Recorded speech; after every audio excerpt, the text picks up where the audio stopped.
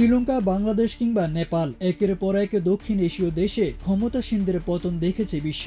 এবার কি সেই ঢেউ আছড়ে পড়তে চলেছে ভারতেও? এমনই প্রশ্ন এখন ঘুরে বেড়াচ্ছে সোশ্যাল মিডিয়ায়। আর সেই প্রশ্নের আগুনে ঘি ঢেলেছে ভারতের হিমালয় অঞ্চল লাদাখে সহিংস বিক্ষোভ ও কারফিউ জারি।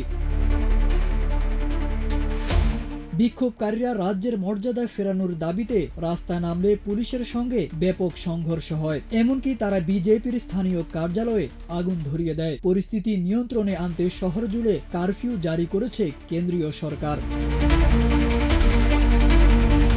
ঘটনার জন্য দায়ী করা হয়েছে পরিবেশ কর্মী ও জনপ্রিয় শিক্ষাবিদ সোনম ওয়াংচুককে, যিনি বিখ্যাত চলচ্চিত্র 3 ইডিয়টসের অনুপ্রেরণার উৎস হিসেবে পরিচিত। তিনি অভিযোগ অস্বীকার করে বলেন, এই উত্তেজনার পেছনে রাজনৈতিক উদ্দেশ্য নয়, বরং বেকারত্ব ও দীর্ঘদিনের অবহেলায় বেড়ে ওঠা হতাশাই তরুণদের ক্ষুব্ধ করে তুলেছে।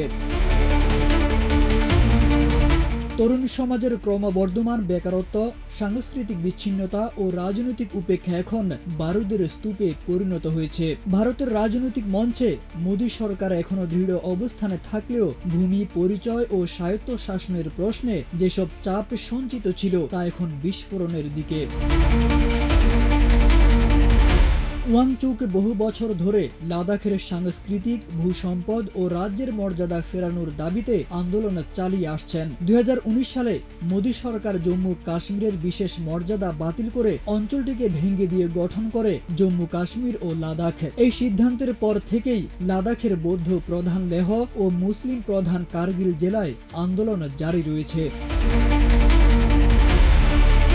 বছরের পর বছর ধরে যেভাবে ভেতর থেকে চাপা পড়ে থাকা ক্ষোভ এখন বিস্ফোরণ ঘটাচ্ছে, তা কি কেবল একটি অঞ্চলে সীমাবদ্ধ থাকবে, নাকি এটাই মোদী সরকারের জন্য বৃহত্তর রাজনৈতিক সংকটের পূর্বাভাস?